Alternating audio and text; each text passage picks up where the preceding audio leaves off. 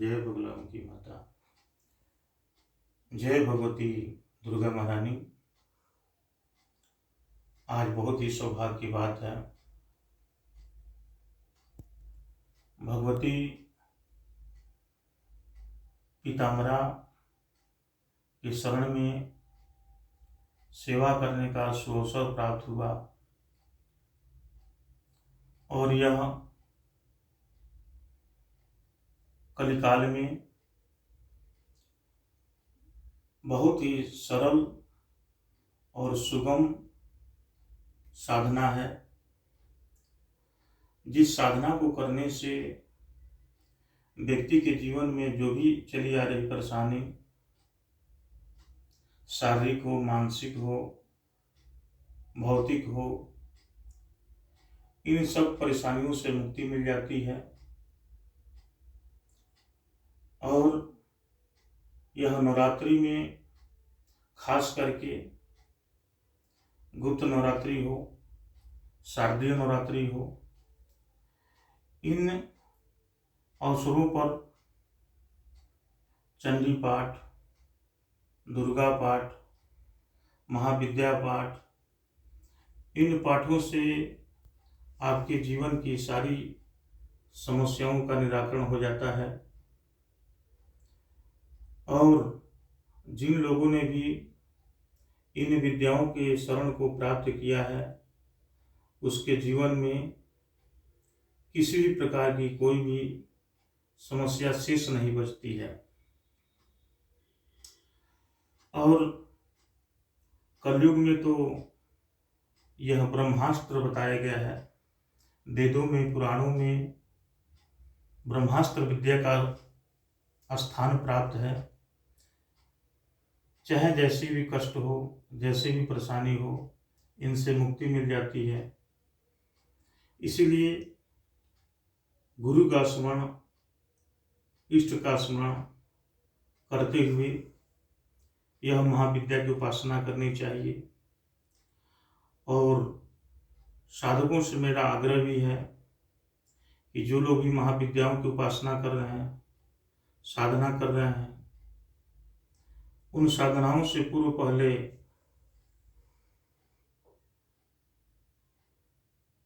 ग्रहण करें, भगवान शिव की उपासना करें। उससे उनके जीवन में किसी भी प्रकार का कष्ट नहीं होता है। और मेरा कहने का भाव था कि आप कहीं भी पूजन कर रहे हैं, पाठ कर रहे हैं, बहुत अति उत्तम है। देवी दुर्गा का उपासना करें, काली की उपासना करें, सरस्वती का उपासना करें, प्रत्यंगिरा की उपासना करें, महाविद्या में आपका छिन्नमस्तिका की उपासना करें, भगवती पीताम्बरा की उपासना करें। यह कलिकाल में सर्वोत्तम साधन है, जिसका कहीं कोई समाधान नहीं मिलता है, उसका समाधान निश्चित होता है। बहुत ऐसे लोगों ने प्रश्न किया कि महाराज, हमको भी कोई ऐसा मार्ग बताया जाए कि जिससे थोड़े समय में सुगमता के साथ कल्याण हो सके। तो इस कलिकाल में जो शीघ्र जो है कल्याणप्रद है, वह है भगवती पीताम्बरा के अनेकों प्रकार का अनुष्ठान, पूजन बहुत लाभकारी है। और यह सत्य है, वेदों में, पुराणों में, इतिहासों में, उपनिषदों में वर्णन आया है, न देयम परिशिष्येभ्यो दुष्टेभ्यश्च विशेषतः। भगवती की प्रसाद जो है उसी को प्रदान करना चाहिए कि जो उसके योग्य हो। और बहुत ऐसे लोग हैं जो ऐसे लोगों को समझाते जाते हैं और करते नहीं हैं, और परेशानियां उनको होती है तो बोलते हैं कि जो है समय बहुत है, ये है। तो ऐसी बात नहीं है, आप उपासना करें, उससे मुक्ति मिल जाती है कष्टों से। और मैं तो यही कहूँगा कि जो हर क्षेत्रों से दुखी हैं, जिनका कहीं कोई मार्ग नहीं मिलता है, उनको भगवती पीताम्बरा की उपासना अपने जीवन में निश्चित करना चाहिए। उसे निश्चित समाधान मिल जाता है। आज का जो प्रश्न है वह प्रश्न है, बहुत से लोग बोलते हैं कि गड़ा हुआ धन कहाँ प्राप्त होगा, गड़ा हुआ धन जो है हमारे यहाँ है, प्राप्ति नहीं होता है, उसका कोई सुगम मार्ग बताइए। साधकों, साधनाएं अनेक प्रकार के हैं, लेकिन उसको पहले समझना पड़ेगा, पहले जो है उसको देखना पड़ेगा, क्योंकि उस सब को पूर्ण करने के बाद ही आप जो है अदृश्य शक्तियों को देख सकते हैं। खनिज पदार्थ अथवा स्वर्ण पदार्थ यत्र तत्र कहीं भी हो, उसकी साधनाओं को यदि आप करते हैं तो निश्चित रूप से आपके समक्ष वह दृश्य है, लेकिन क्लिष्ट है।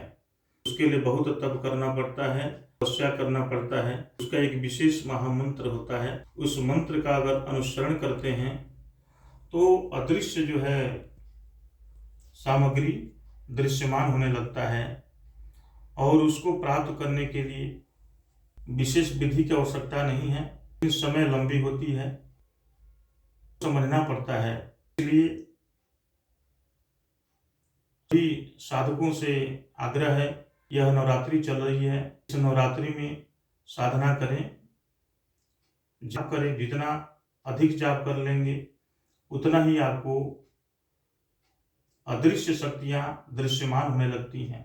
जितना हो सकता है आप कम से कम 24 लाख मंत्रों का जाप करें, अथवा 11 लाख मंत्रों का जाप करें, अथवा 1.25 लाख मंत्रों का जाप करें। जाप करने के पश्चात उसको पुनरावृत्ति यानी चतुरावृत्ति कलयुग में 4 गुना अत्यधिक मंत्रों का अनुसरण करना पड़ता है।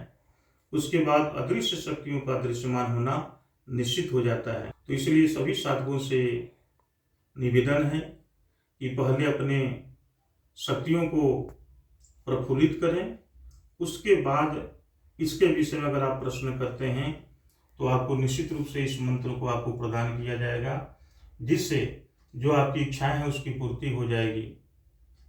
और साधकों, हमारे वेदों में, पुराणों में, इतिहासों में आजकल नाना प्रकार के लोग, कोई रामायण का, कोई गीता का, कोई भागवत का, कोई पुराण का, बहुत प्रकार के जो है प्रश्न आते हैं, और लोग समझ नहीं पाते हैं कि हम साधना क्या करें, कैसे करें, पूजन कैसे करें, पाठ कैसे करें।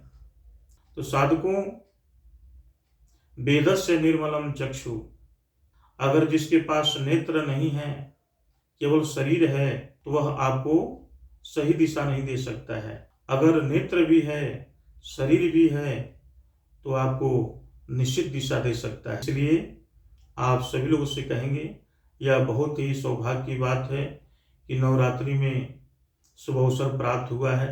जितना संभव हो उतना जाप करें, उतना पाठ करें, अपनी पुरुषार्थ को जागृत करें, तभी आप जीवन को, अपने लक्ष्य को प्राप्त करेंगे, अग्रसर प्राप्त करेंगे।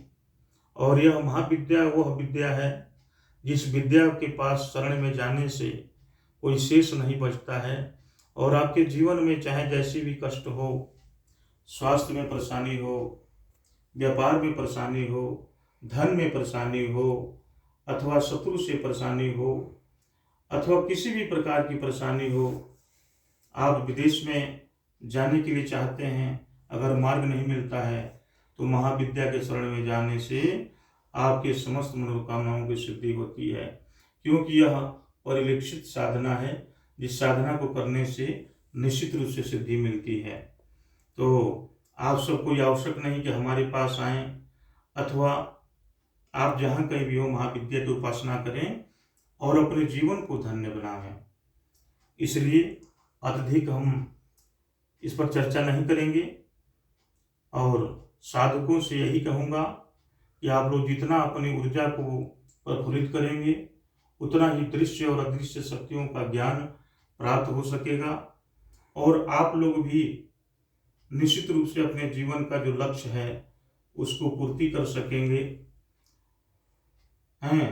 तो इस प्रकार से भगवती पीताम्बरा के शरण में लोक कल्याण की कामना से यह हमने वीडियो बनाया है। अगर अच्छा लगे तो निश्चित रूप से इसको सब्सक्राइब करें, लोक कल्याण के लिए इसको आगे बढ़ाएं ताकि लोगों को जानकारी मिले, पुण्य का भागीदार बने। बोलिए पीताम्बरा महारानी की जय, भगवती महाविद्या महारानी की जय, बोल साची दरबार की जय।